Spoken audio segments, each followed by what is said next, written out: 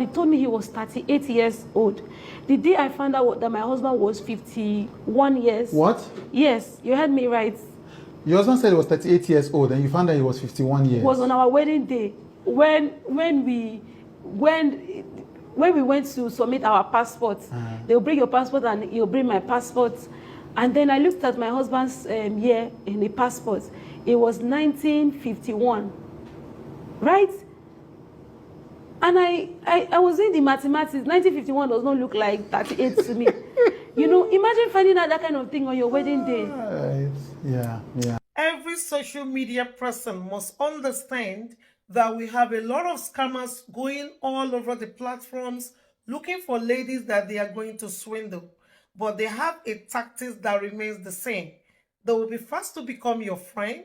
They will be fast to offer you financial assistance, and they will be fast to propose to you. One thing they are looking at is that money you make from social media, they want to swindle it. They use the same tactics on Jasmine.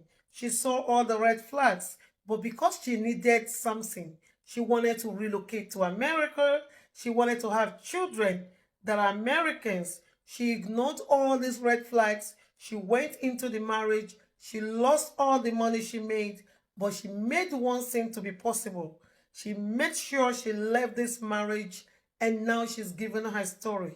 It's a very interesting story, all the same a very pathetic story.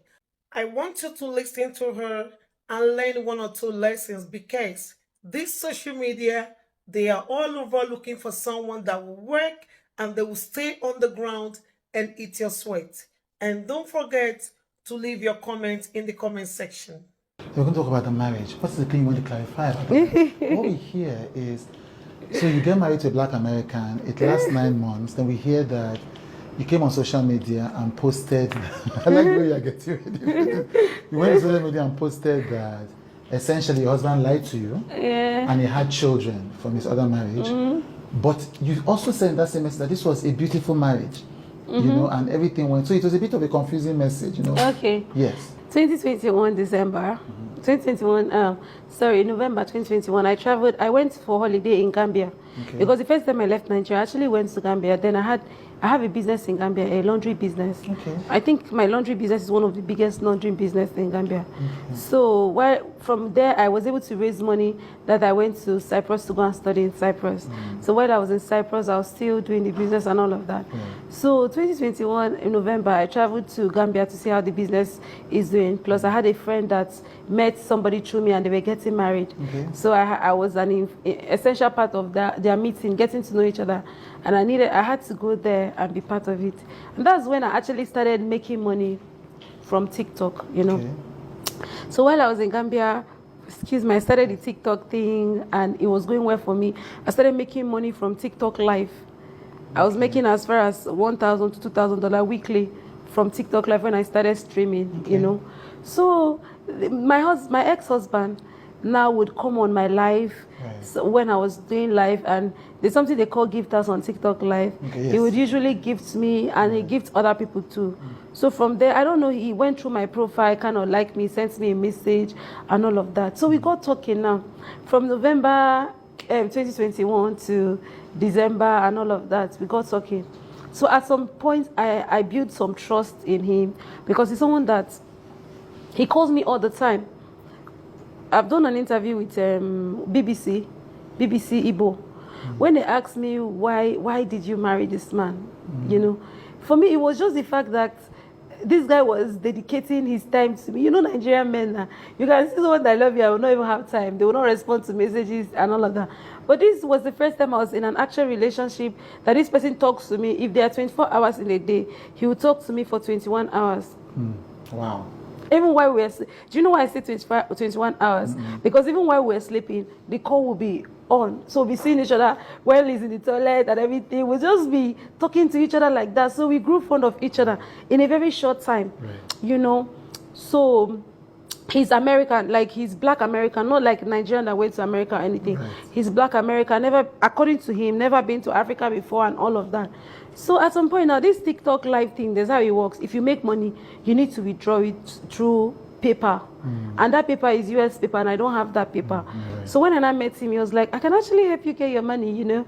You don't have to pay me percentage. I'll just send it to my paper. He showed me proof that he was doing it to other people. And then I believed. So I started sending him money for paper. I started with small money. He will remit the money back to me without taking any charges and all of that. So if you can actually trust in the world we are today, you can actually trust a stranger with your money, then you can trust him with your heart. You can as well trust him with your heart. So December, we started talking November, December, January, February. January, I've already accumulated a lot of money with him. I think over $13,000. I've accumulated a lot of money. So from that that time I got talking to him till the next year, 2022.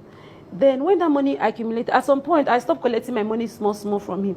I'm just like, help me hold it. When I need it, I'll ask for it and stuff, you know. So one time he now told me that he wanted to come and see me in Africa. Then when I met him, he was working at his in one car company as a sales rep. But there was the first red flag I had about him, aside from him being sweet and amazing and talking to me 24/7, was the fact that he was always talking to me from one place. Like in a room under a bunk bed, and he would zoom the call very close that I can't see front, I can't see back, I can't see anything. So I was kind of, why can't I see around the house? Like, what's happening? Like, I need to see your kitchen, I need to see your parlor. If you're talking to me 24 hours a day, I can go around. So it was kind of giving me concern. I'm like, okay, since you're coming, maybe I'll get to know you better. You know, some people wouldn't want to give you all of them until you guys get to meet. So now I told this guy, okay, since you're coming, how about you just help me remove the dollar and bring it in? Because then now, if you're sending money through Bitcoin, if you remove from TikTok, Bitcoin will take their own percentage. The percentages that you go, maybe when you withdraw $13,000, you end up getting less than that. The money will be short. So I said, okay, since you're coming to see me, how about you just come with the money, the cash? Come with the money. When you come, you give me the money cash. He said, okay. We started planning our trip. Out of that money, I told him, okay, this one, I want you to buy me the latest iPhone. I think it was 2022. I don't think 14 was out. It was 13. Buy me iPhone 13 with my money. Use some of the money to buy me iSeries. Use some of the money to buy me my cream. They have the original one there. Now, he was supposed to come on the 10th of February, which he did. He arrived on the 10th of February. I went to the airport to pick him. Gambia. It wasn't Nigeria. We didn't meet in Nigeria. So when he came to Gambia to meet me, I went to the airport. I went with a Maserati. I had a friend then, Tornado. He has a Maserati. And then I'm somebody that if I want to show love, I can go a little bit extra. I went to hire these local drummers in Gambia. They paraded the airport. I came with siren and everything. In fact, I went to bring their local police to come as an escort. But his flight got delayed for some hours, so he couldn't meet up with them. But the local drummers, everything, I think the videos are still, it might still be on some people's TikTok because I removed everything on my platform. Yeah. So I did all those extra, you know, for someone that is coming to Africa to see you for the first time. I feel like if he's taking that trip, somewhere you haven't been to for me, come on now, you deserve something, you know, exciting. I did all of that, went to the airport with crowd, and then he arrived a little bit late and stuff. So when he arrived, he now asked me to give him, at the airport, if you're coming from US, you're supposed to pay, I think, $20 or $60, I can't remember, but within that range, to give him to pay for what they're supposed to pay at the airport. I'm not like, take it from my money, the one that you came with. He's not like, oh, the cash? I said, yes, take it from the cash. He said, you explain to me later. I said, okay. I said, I would need some money from the cash because all these people that I brought, I'm supposed to settle them with that money, the dollar. He now said, can I find a way to just sort all those things that later he's going to explain something to me? I said, okay. And mind you, while he was taking money from me from TikTok, you know, initially I said he wasn't taking for percentage. But when I accumulated that money, I asked him to take $4,000. As percentage? Yes, for his own. I just wanted, let it not be like you're doing me too much favor, you know. So when we went to the house, we talked and everything. Oh yeah, now offload. What he came, he brought a lot of candies. He bought me speaker. He bought me some stuff as a box. He said he didn't want me to see what is inside. So okay, where is my iPhone 13? Where are the things I personally asked you to buy from my money? The cream, the iPhone 13, the iSeries and everything. Where are those things? Oh, he sent those ones through DHL, chewed. And DHL is supposed to arrive. When DHL arrive, he will get them and give it to me. I looked at his bag. This man came with a very big. Those things could have been in the bag. He said it's called, and he bought me speaker as a gift. So you could as well put the space you used to put that speaker. You could have put my phone and my stuff that I gave you money for. Yeah. Do you understand? So the next day we needed money for certain things. You know, we're living in a hotel, so automatically we need to buy food. It's more like a rented, furnished apartment. You know, we need to buy food and stuff. He now told me that honestly, that he's going to use his card here, his US card, to check in the banks here to see if he can withdraw the money.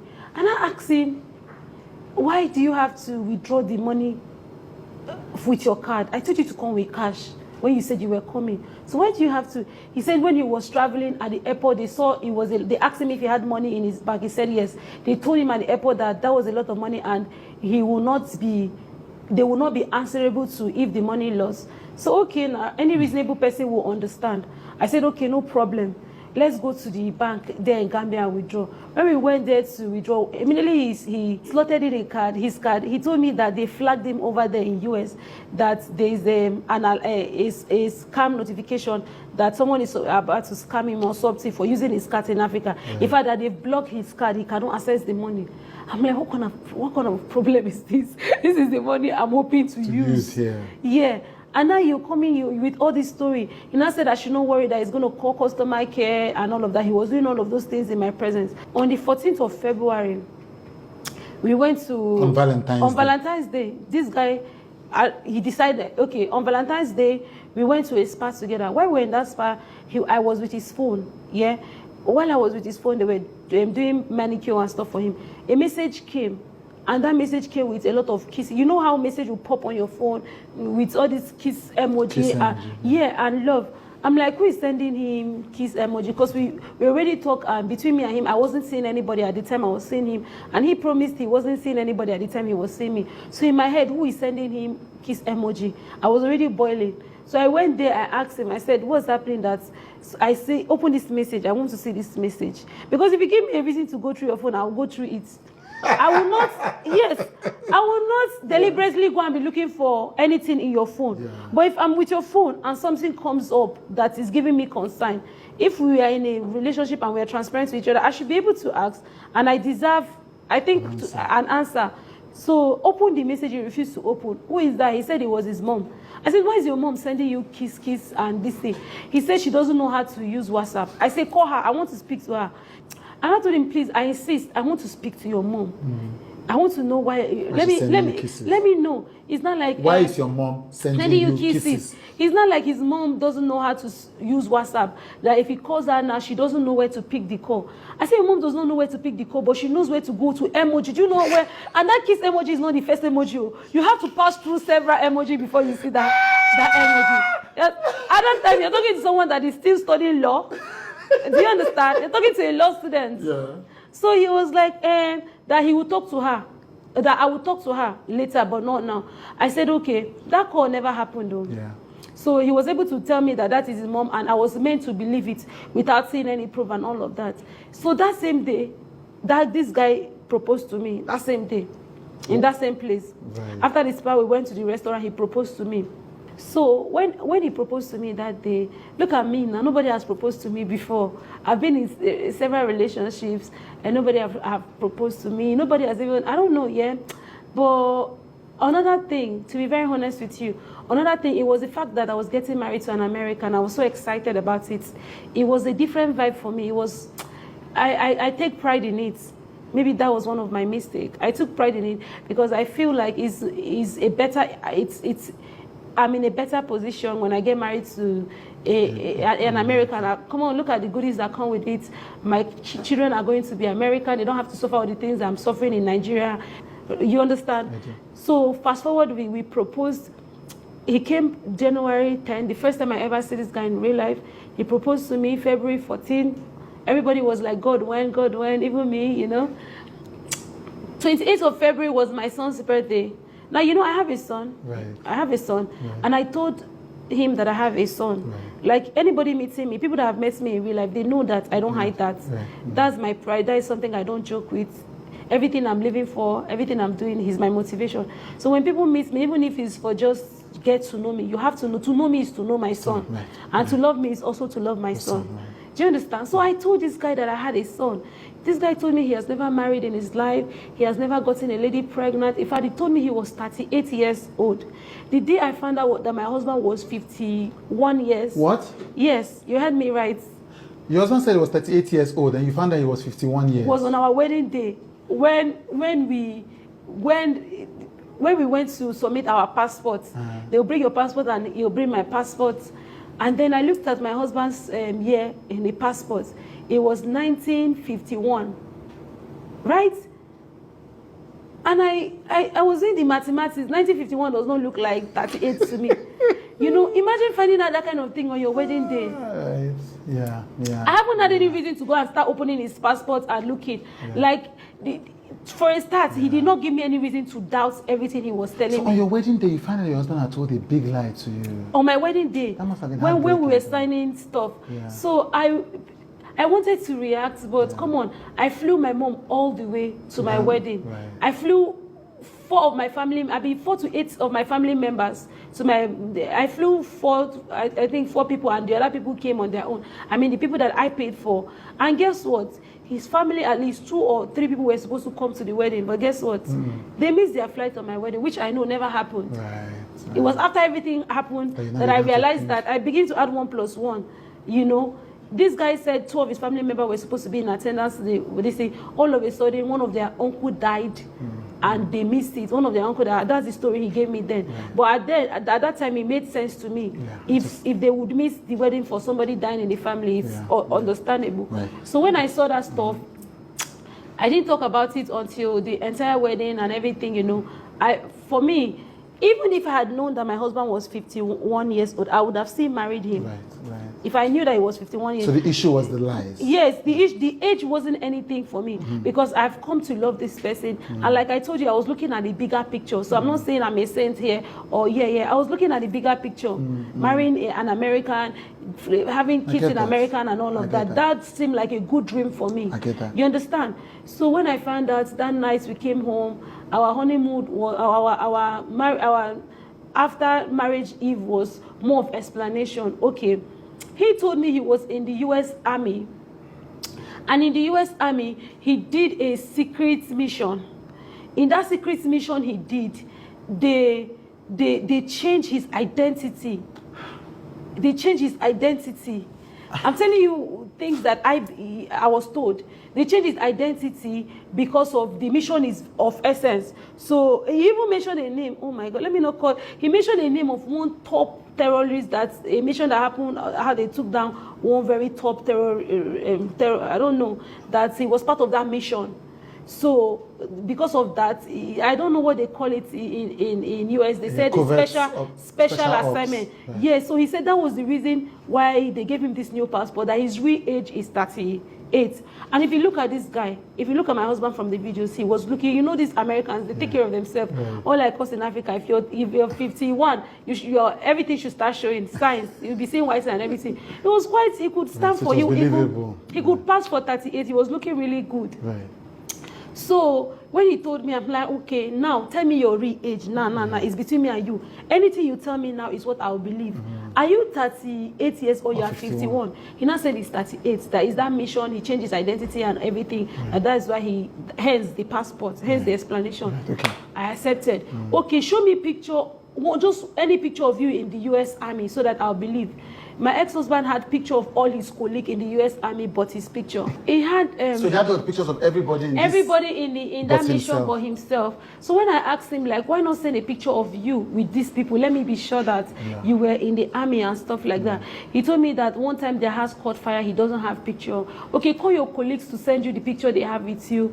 If I want to go more into it, it will be. I don't trust him. He don't know the kind of people I've been with in my past. I'm damaged. I have trust issues. So I don't want to be that person that have trust issues. So I'm just taking whatever he says for it. Do you understand? So later he sends me a picture of somebody of him in cadets, Boy Scouts. as a picture of him in the army. When I sent it to people in the US, they were laughing at me that this is Boy Scout. Okay, so because we are fast forwarding the story, yes. yeah. So when they told me it was Boy Scout, then since I told you there was a lot of red flags, you know, but I'm trying to believe him rather than I'm trying to give him benefit of the doubt. So fast forward to we got married. Then he told me that he was going to go back to US, and then when he gets back to US, he's going to solve that money issue and send me the money. As we speak here now till today, I haven't gotten that money. I haven't gotten the phone, I haven't gotten the cream, I haven't gotten all of that. But did I leave him because of that? No. I didn't leave him because I was still making income on TikTok and other platforms I was using. And I believe if I could make that money, I could still make more. Back. So it wasn't like a good reason for me. Me, I felt like at one point I asked him, I said, honey, if you use this money, tell me that you've used it. I will understand. I'll take my mind completely from it. I understand that you were in need. But the fact that you were telling me that you put it in a fixed deposit, you can't do this, you can't do that, it's just too many stories at a time. So that was how we kept lingering on that story until I stopped talking about that money completely. Yeah. So fast forward to when I came back to Nigeria in my house. So your husband came from America and joined you in Nigeria? Yes, right. I were living in my house. I rented the house. Right. Yeah, we were living in my house. Right. The house I rented in Lekki, that's the house I'm staying now. That Daddy was in the house. Daddy came to meet us in the house. Yeah. So this was actually your house. Yes, it's my house. So now when he came to Nigeria the second time, he did not come back with that money and stuff. And I stopped talking about that money because also like I have a bigger picture. Yes, towards. I'm getting married, we're having kids, and we are going to relocate back to this thing, our father. So when he came back to Nigeria, there was a different speed he came back with. The first week he came, he said he wants me to change my name to his name. I changed my name to Jasmine Mons. His name is David Mons. I changed my name to Jasmine Mons. I changed my son's name. In fact, as we speak now in school, my son is still answering that name because I have to do a lot again. To change it. We did newspaper publication and all of that. Then he told me that he wants us to open a joint. He wants me to open a joint account with him so that all the money I'm making will be in that joint account. That that he wants us to own a property in the US that will help facilitate our travel. Wow. You understand? So he said that money that he was owing me, that $13,000 plus all the money I was making now, he would join them together. At the point that he came back, if you add the 13,000 plus the one I've made, everything was around $34,000. So he said he was going to use that money to buy a property in US that will help facilitate us to travel with my son and him and everything and start a life in US. All of a sudden, my ex-husband started saying he doesn't want to go back to US again. That he found out that his descent is Africa. He's 30% Cameroon, 60% Nigeria, 25% this and that. I don't know how they do that kind of thing. That he doesn't want to go back to US. Yeah. I was wondering, why will any sane person want to come and live in Nigeria? Yes. Nigeria America that we will want to go, you will want to come. So we're having conflict of interest, so like very serious. Yeah. Before you know, my husband told me that he wants to do NIN. So he went to do NIN. So when I was not aligning with him, he went on his own, did the NIN, this thing, and told me he has done his NIN. My husband and I have NIN. And while he was in Nigeria, you know the way we Africans go to America and it's difficult for us. Yeah. That's the same thing it is when Americans come to Nigeria. There's a certain fee. You have to be paying for extension. And that extension was on me. Yeah. Do you understand? I kept paying for that extension, paying for that extension, paying for that extension. I was begging my husband. I said, you are supposed to be there while you are filing for me. You're supposed to be there filing for me, not this thing. So my husband now said, okay, that he's going to be here until I get pregnant. When I'm about to give birth, that's when we will go to America. I was with this man for 9 months. I didn't get pregnant. Now, this is where this story becomes very tricky. Do you know that this guy could not get anybody pregnant? He did not tell me. How did I find out? Me, I'm very fertile. I already have a child. And I know my body. I'm one of the, I don't know about other people, but I'm very fertile. That if I don't if I'm not self-conscious and I have unprotected affair, I'm going to be pregnant. Yeah. I know that for a sure. Yeah. And my hormones are very high. So I try to protect myself at all times. But while I was with my husband, I never even got pregnant or miscarriage or anything. So that was actually giving me concern.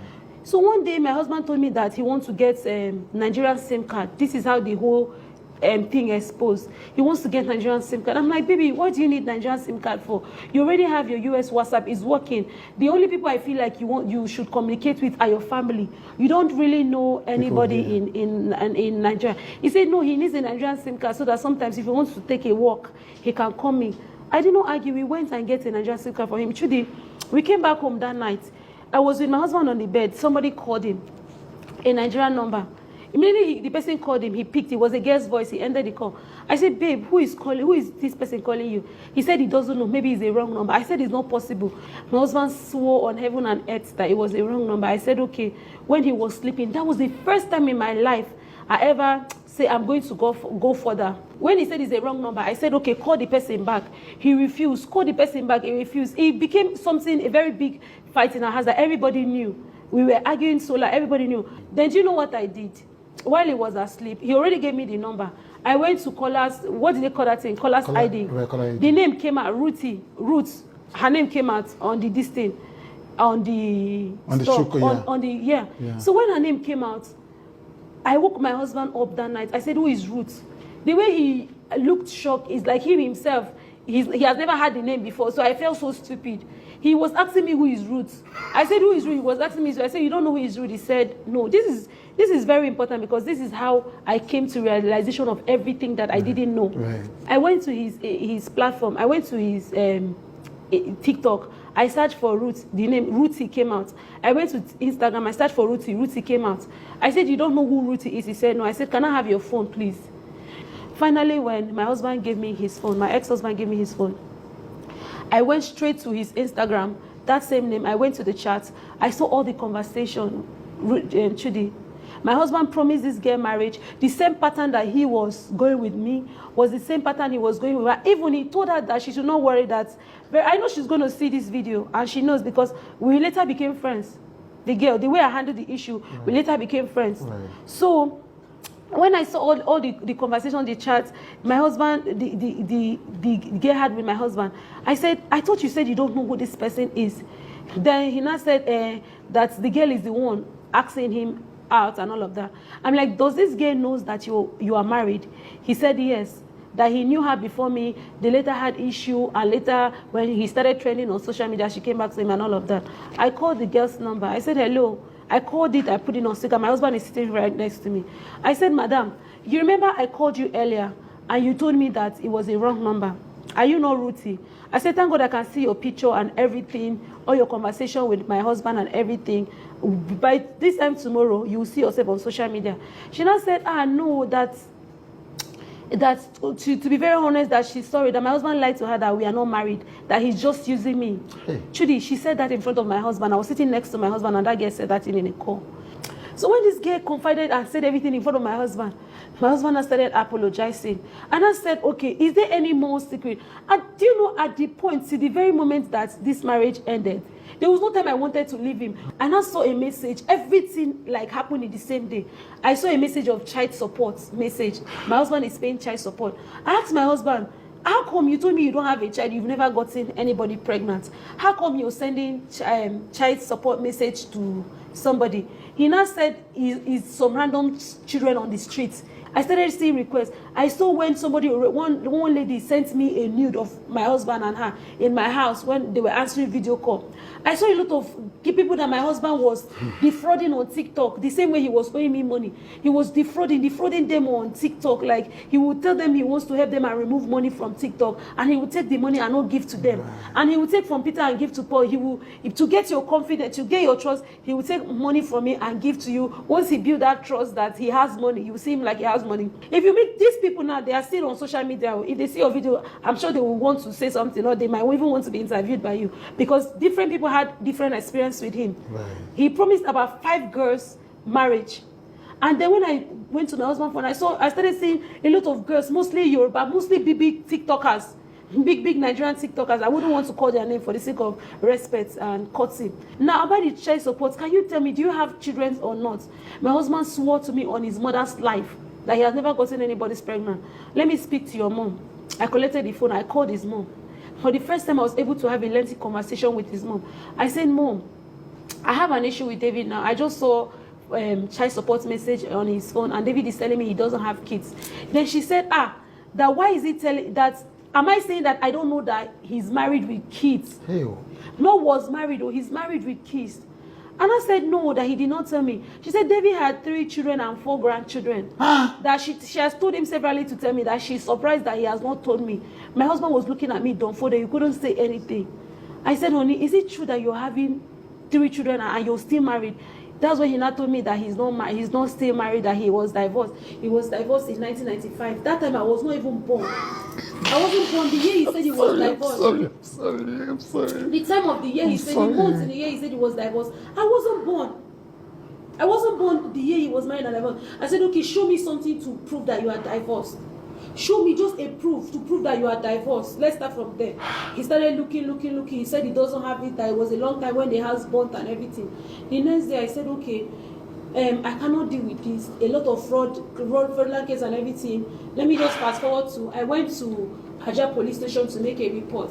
The report I made was because I know he was going to leave my house, and I was the one that invited him to Nigeria. So if he's going to leave at that point, you would be responsible. I'll be responsible. So I only wanted him to, all I wanted was for him to go and sign on undertaking that he has absolutely nothing to do with me and stuff. Then later we can proceed about divorce.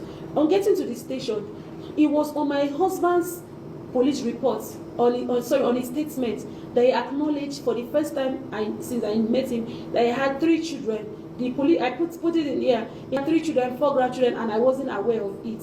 So with everything I've experienced in my marriage, my marriage, your former husband. Yeah, my former husband. I'm looking forward to make a Netflix documentary from it, so that, because the more people know, the more people will be saved from it. So that my story, some people could learn from my story. They can also know that something bad can come from America. Yeah, something bad can come from America. Something bad can come from America. Thank you so much.